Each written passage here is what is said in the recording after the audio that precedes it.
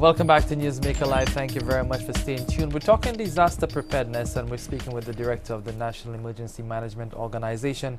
And especially since Shatal has just passed over St. Lucia, we'll be taking your calls, so we'll put up the number on the screen so that you can ask your questions and make your contribution. If there are situations that you want to report, things that have not been reported as yet, damage to property or to parts of the island that have not been reported, then you can also share that with Ms. French. I'm sure her team will be happy to investigate and see what can be done in this situation. Now, we as a people, all of us, well, most of us, you know, we like to see evidence. We know we don't operate by faith. We like to see the evidence. And if we are warned about disaster and nothing happens, then we revert to what we knew. So, for example, Shatal has passed over. There's nothing significant that happened. The rain was not even more than we experienced in April of this year. It could not even compare. The wind, you know, there was just a lot of wind for 10 minutes max, and then it subsided. And people might say, well, you know, all that warning, country shut down, nothing happened, so why should I listen the next time?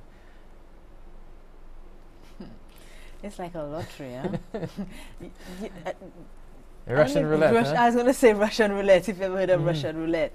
You know, you put that one bullet. For some of us who don't know what Russian roulette is, you take out all the bullets from a gun except one, and you spin the barrel, and then you put the gun, and you do click. And if you're lucky, the click, that's it. But if you're not lucky, that one bullet is in the chamber, and there goes your brain.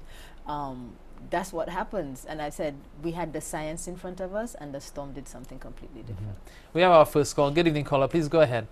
Night, Brother Clinton. Good night. Peter Reynolds, how are you doing? Very good. And Miss French, how are you doing? Okay, thank you. So far, your information based on Chantal. I was able to wash my clothes today. Got sunshine. I thank God we have a praying country. And I thank God for the work that you do. Keep up the good work. Thank you. And I say it's a wake-up call. This is a wake-up call to those who haven't accepted Jesus as Lord and Savior as yet. Because the time is at hand. Okay, thank you. Thank you very much. It's interesting because someone was saying that was a dress rehearsal for the real show to come. Man, let's knock on wood, because that's what. I don't want to see another Thomas. I mean, from a news standpoint, I mean, the way my brain works. From a disaster management standpoint, I don't want another Thomas. Yeah, my brain does not work like a normal person's brain. Let me just put it that way and leave it there. You know, so but then from a national standpoint, we don't want to see something like that happening. Now he made a good point.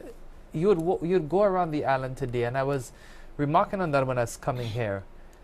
Brilliant sunshine, not a drop of rain, not the slightest bit of evidence that we just went through a storm.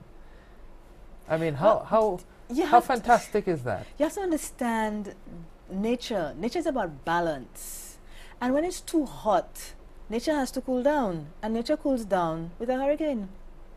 That's what because the last night I was by a friend's house, and I was saying, don't you see how nice and cool it is? And she's saying, yeah. I said, because the storm passed.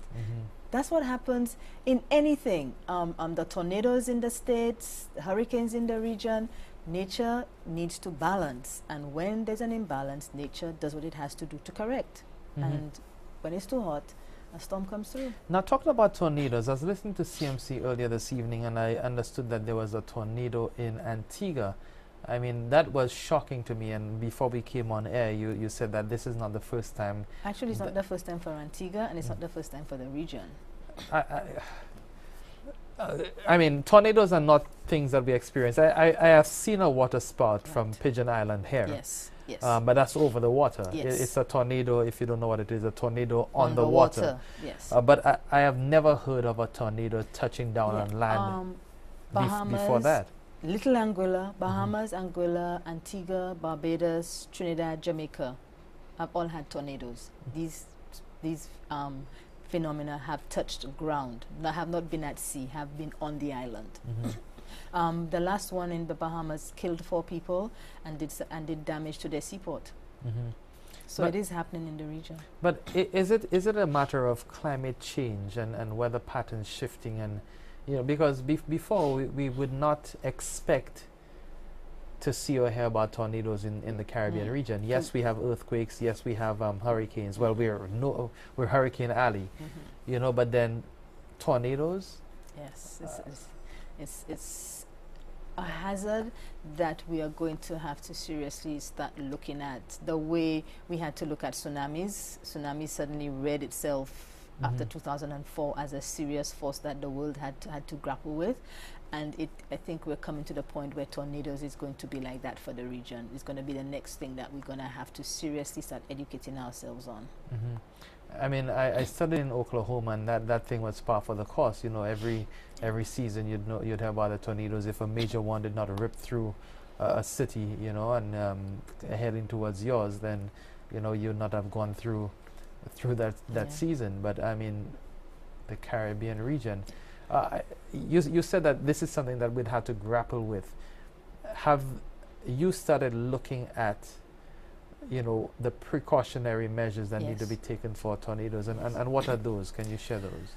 Well, one of the things, for example, is that having, as you said, studied in the States, you know that the basement is the sanctum when a tornado is coming. Well, we don't base the basements in the Caribbean. Right.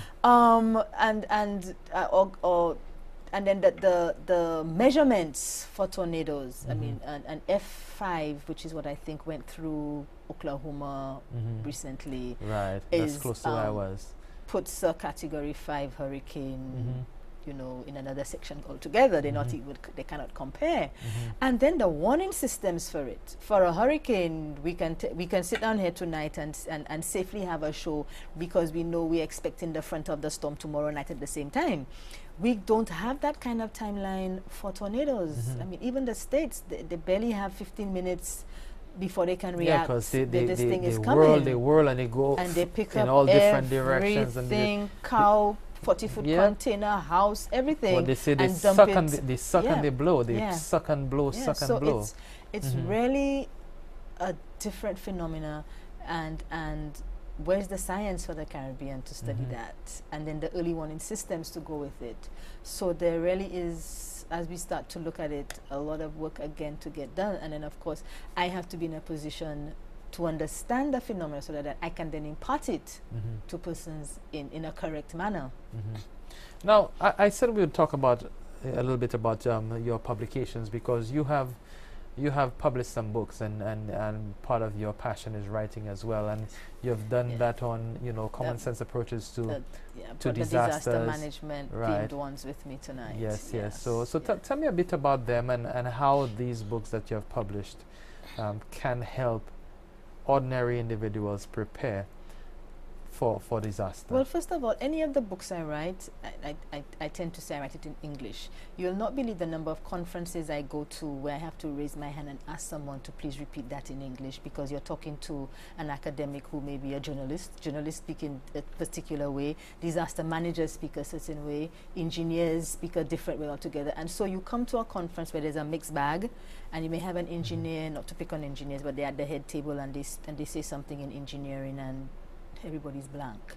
So the books try to deal with that off the bat. Just speak in a simple English that persons can understand. So the disaster management book, for example, talks about the weather terms, shows you the symbols for storm, but it only doesn't deal with storm. It deals with burns, accidental poisoning, tsunamis, of course, hurricanes, earthquakes, volcanoes, because we have a volcano here in St. Lucia. So it tries as much as possible to empower you into preparing for all these hazards that we have to face. I have one for the little ones now. It's an ABC book that I'm trying to partner with the Ministry of Education on, because I've always believed that it's an opportunity to give up A for apple and let's do A for ambulance instead. So you teach the little ones the letters of the alphabet, whilst you also, bring that hidden agenda in of teaching them the disaster management concepts. It's also a coloring book, so they can color in it as well. So I try as much as possible to make it that everybody can understand. And obviously you wrote it based on your vast experience in disaster management. Yes. I'm doing a new series at the moment called Careers, and of course I did disaster management. And what it looks at is what subjects you should do at school for your chosen career. And having chosen those subjects, where do you go on? What division of South Louis Community College should you go to? Should you even go to South Louis Community College? And then having got that, what are other courses? There's so many institutions out there giving courses. You have NELP, you have NRDF, you have MAMPA. There's so many out there that are also doing courses that supplement the career that you have chosen. And then having gotten those certifications, what universities and tertiary institutions are in the Caribbean region that you can then follow, that you can do. So for example, the University of the West Indies now has a department for disaster risk reduction. So you can actually do a degree at the University of the West Indies in disaster management. And then when you come out of university, what are the job opportunities for you locally, regionally, and internationally? Because I firmly believe, of course, with the freedom of movement, you don't have to be restricted to St. Lucia. You can go to another island and work once you meet the prerequisites.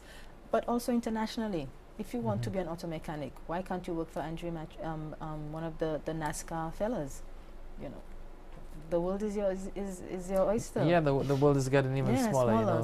So I've done one, of course, for disaster managers, and I'm just going down the list of careers. You vetted the journalist one for me, so you know that I'm just working my way down the list of careers and trying to do a book per career that young people, because sometimes as a young person, you really don't know what you want to do. And so you can look at it and say, okay, maybe let's try this.